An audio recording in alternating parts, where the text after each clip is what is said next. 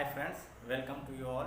Okay, so today I am here to uh, make you people understand about what are given goods and what are equivalent goods. Okay, so these terminologies are frequently used in economics. Okay, so let me explain. Okay, so see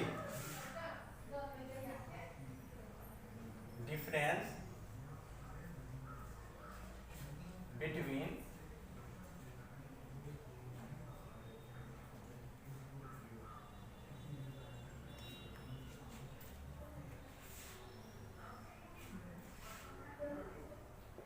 given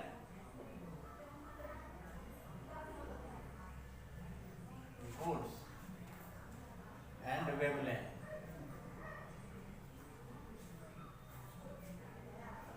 goods. See, these are two terminologies which are frequently used in economics. Okay, and these two terminologies were given by Giffen goods, Robert Giffen. Robert Giffen.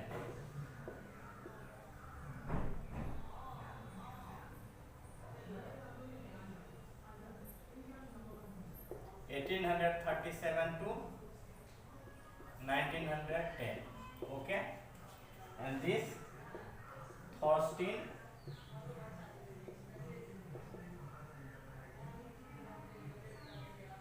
Veblen.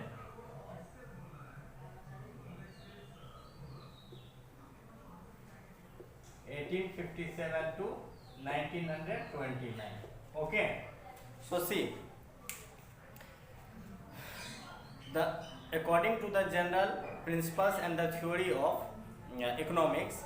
Okay, whenever there is increase in the prices of any commodities, okay, there is always the tendency that that their demand will decrease. Okay, means if the prices of certain goods increases, then their demand will decrease. Okay, due to rise in prices. But but given goods as well as Veblen goods are exception to it. Okay, से generally ये होता है सामान्य तौर पे कि किसी चीज़ का अगर प्राइस बढ़ता है, दाम बढ़ता है किसी वस्तु का, तो किसी वस्तु के दाम बढ़ने से क्या होगा, उसका मांग कम होगा, लोग उसको कम खरीदेंगे. लेकिन गिफेन गुड्स और वेबलेन गुड्स ये दोनों एक्सेप्शन है. कैसे हैं वो देखिए. See, the given goods as well as the wavelength goods are the goods the demand of which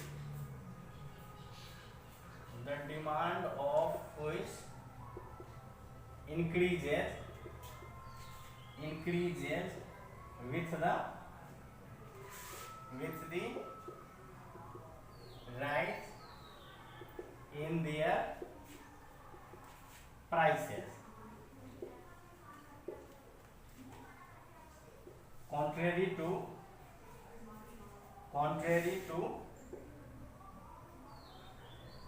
general theory of demand. Okay, so both these kinds of goods, okay, which are classified, okay, I am going to discuss them. Okay, the demands of which increases with the increase in their prices. Okay, so see, I am going to tell you.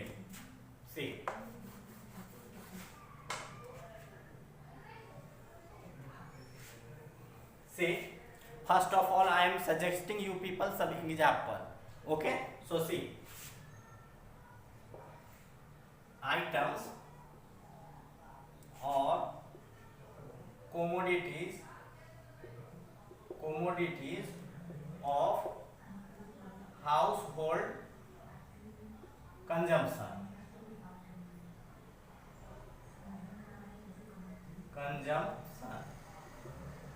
Okay, house hold consumption,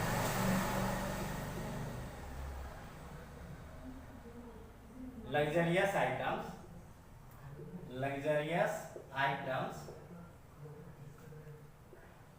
meant for people composing or constituting affluent societies.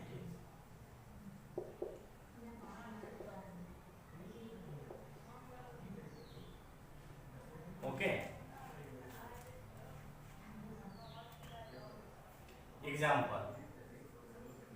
Example, rice, wheat,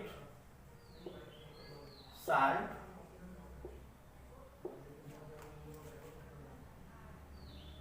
potato, onion.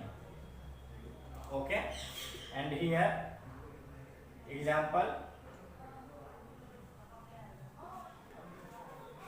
designer jewelry,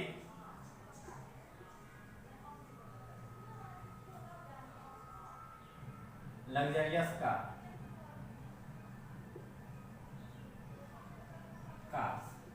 etc. Then see why this happens for this kind of products. मतलब इन वस्तुओं के साथ ऐसा क्यों होता है कि जब इनका दाम बढ़ता है तो इनका डिमांड भी बढ़ जाता है, ठीक है। वेबलेन गुड्स जो काफ़ी महंगी वस्तुएं हैं, इसको कौन लोग रखते हैं? जो समाज के सबसे ज़्यादा धनी मनी लोग हैं, ठीक है, वो लोग खरीदते हैं ताकि एक स्टेटस सिंबल, ठीक है, एक स्टेटस सिंबल बनाने के लिए कि इस ब्रांड का मैंने ये पहन रखा, उस ब्रांड का मैंने वो पहन रखा। तो Veblen goods are the goods और the Veblen brands are the goods the consumers of which are the affluent persons in the society. Okay, so देखिए इन दोनों में क्या अंतर है खास करके। वेबलेन गुड्स ये क्या हो गया, जिफेन गुड्स, ओके। जिफेन गुड्स जो है सो एक तरह से कह सकते हैं पुअर मासेस के लिए है, गरीबों के लिए है। देखिए अब इन दोनों को हम और अच्छे ढंग से समझते हैं, ठीक है। देखिए जिफेन गुड्स जो है कह सकते हैं for the poor masses, the goods which are meant for the consumption of poor masses, okay, and these are house hold products, okay, for the consumption of poor for their daily uses, okay. The examples are rice, wheat, salt, potato, onion. Thorstein Veblen was the name of the person who coined the term Veblen goods, or who categorized the products, the prices of which were increasing with the prices of which were increasing, although then also their demand was increasing. Okay, so Veblen goods are the goods which are meant for the affluent people of the society, okay, means जो काफ़ी धनी मानी हो और royal जिंदगी जीते, जो बहुत धनी मानी हो, तो वो अगर कोई महंगी चीज़ खरीदते हैं तो सिर्फ इसलिए क्योंकि वो एक स्टेटस सिंबल बनाने के लिए, ओके। से to make status symbol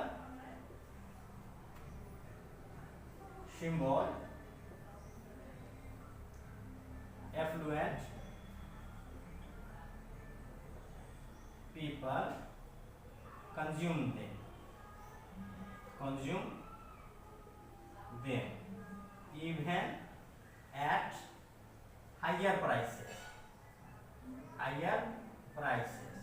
See, to make themselves a status symbol, affluent people consume them even at higher prices, ठीक है। समाज में अपनी प्रतिष्ठा एक अलग ब्रांड बनाने के लिए अपनी, ठीक है, जो धनी मनी व्यक्ति हैं वो इन महंगी वस्तुओं को खरीदते हैं, ठीक है। जब भी उनका प्राइस बढ़ता है तब भी खरीदते हैं, इनका डिमांड कम नहीं होता, ठीक है। जैसे कि लग्जरियस कार्स हैं, जैसे BMW वगैरह 2-2 करोड़ 2.5 करोड़ की है, लेकिन फिर भी लोग खरीदते हैं कि नहीं खरीदते हैं, ठीक है, महंगी होने के बावजूद। तो वो चीज़ें आती हैं। और यहाँ पे अब यहाँ पे ठीक से समझाना होगा, देखिए।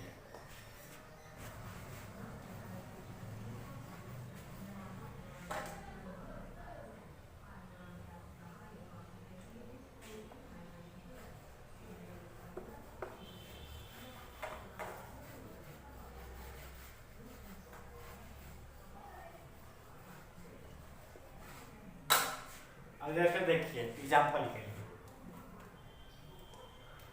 A family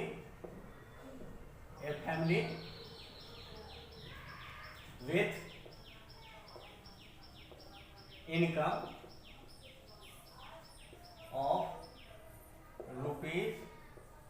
₹4,000 monthly, okay, and there are 4 members in the family, okay। एक परिवार है जिसका मासिक आमदनी कितना 4,000 रुपये, ठीक है, और उस फैमिली में 4 सदस्य हैं, ठीक है। तो देखिए उनका महीने का कंजम्पशन कितना होगा, महीने का अनाज का खपत कितना का होगा, ठीक है। अनाज कहने का मतलब क्या हुआ,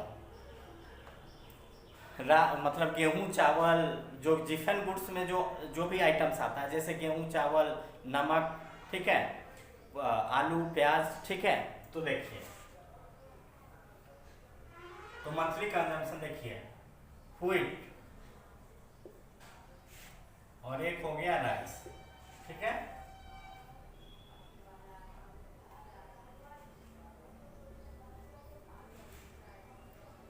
व्हीट यहाँ पे हो गया कंजम्पशन,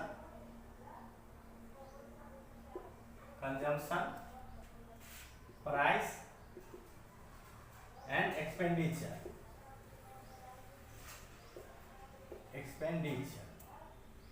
ओके। सो सी एक परिवार का जो 4 सदस्य हैं उनका मंथली कितना हो जाएगा, व्हीट का खपत मान लीजिए 50 किलो है, और चावल का कितना है 30 किलो का है, ठीक है। और इसका नाम क्या हो गया, गेहूं मान लीजिए 20 रुपए, ठीक है, पर किलो, और राइस कैसे हो गया 35 रुपए पर किलो, ठीक है। तो एक्सपेंडिचर कितना हो गया मंथली का 1,000, और इसका कितना हो गया 900, 150, 1,050, इसका हो गया 1,050। मतलब राइस पे एक्सपेंडिचर कितना है एक परिवार का, राइस पे हो गया 1,050 का, और गेहूं पे कितना हो गया 1,000 का, ठीक है। ये जो डाटा मैंने समझाया ये तब का है जबकि प्राइस नहीं बढ़ रहा है, ठीक है। अब देखिए अब प्राइस बढ़ा रहा है, ठीक है।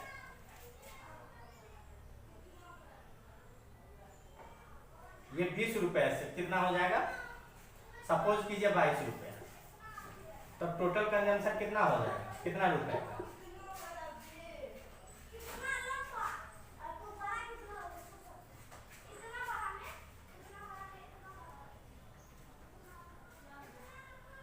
तो 50 × 22 कर रहे हैं,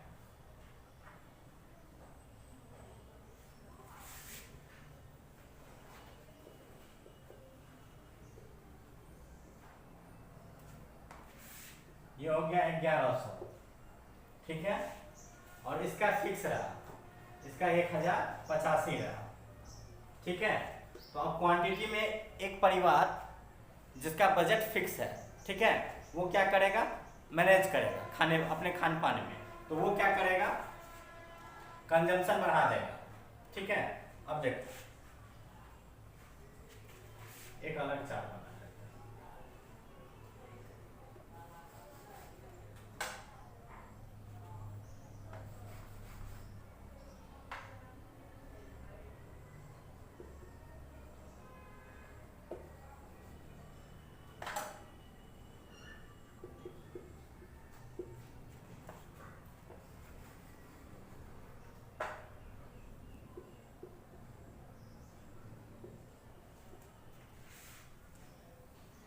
See,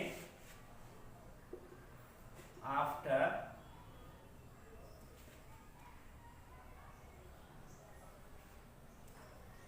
increase in the price, after increase in the price, consumption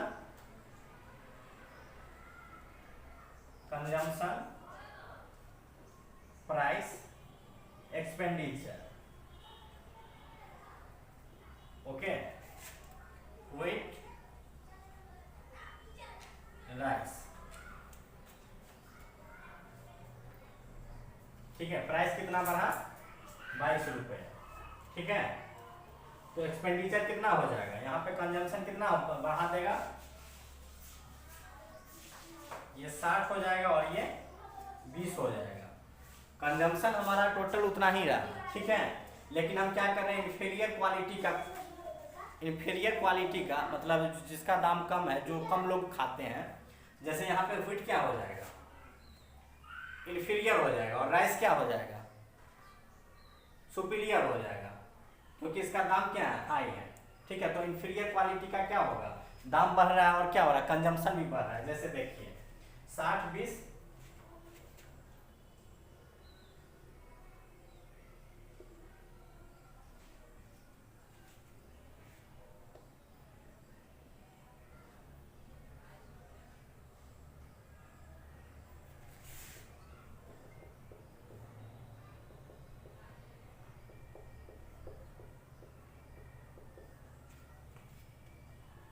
ये हो जाएगा 1320 और ये हो जाएगा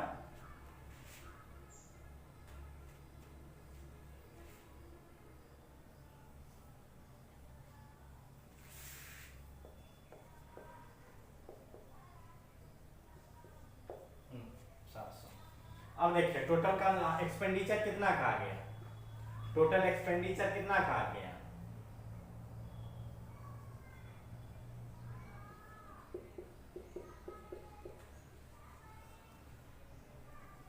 2050 का, और यहाँ पे कितना आया,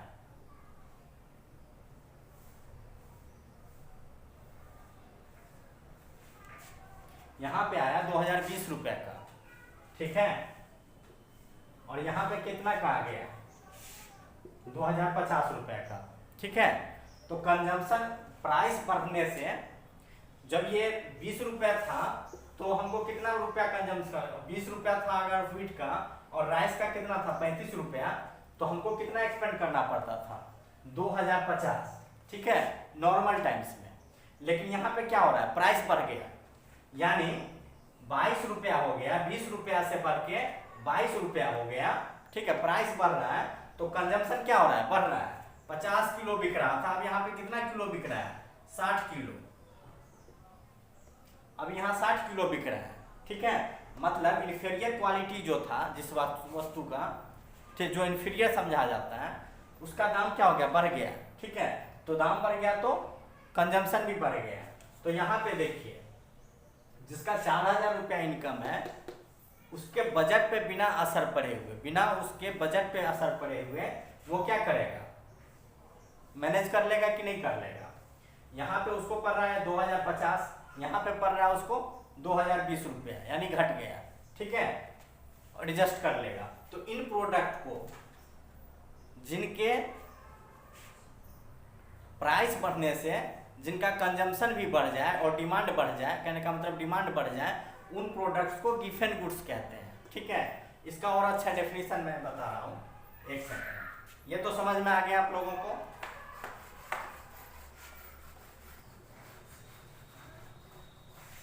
देखिए inferior goods superior goods, inferior goods कौन सा हो गया, व्हीट, और सुपीरियर गुड्स क्या हो गया, राइस। ठीक है, इंफीरियर है, इसका दाम कम है, इसलिए हमने इंफीरियर कहा। और लोग क्या कर रहे हैं, डेली आइटम में है, रोज के खाना में, फूड ग्रेन्स में है, डेली यूज में आता है। ठीक है, तो लोग इसका कंजम्पशन क्या किए, बढ़ा दिए। क्यों दाम बढ़ा, 20 रुपए से 22 रुपया हुआ, फिर भी क्या हुआ, इसका कंजम्पशन बढ़ गया। और सुपीरियर क्वालिटी ये है, सुपीरियर चीज है, तो लोग क्या किए, इसका कंजम्पशन कम कर दिए। तो से given goods are the rare inferior goods, the substitute of which are not easily available. Okay, अब राइस और व्हीट का सब्स्टिट्यूट क्या होगा, व्हीट और राइस का सब्स्टिट्यूट क्या होगा, जल्दी तो नहीं मिलेगा।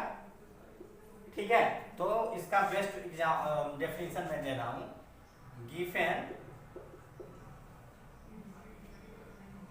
goods are the rarely inferior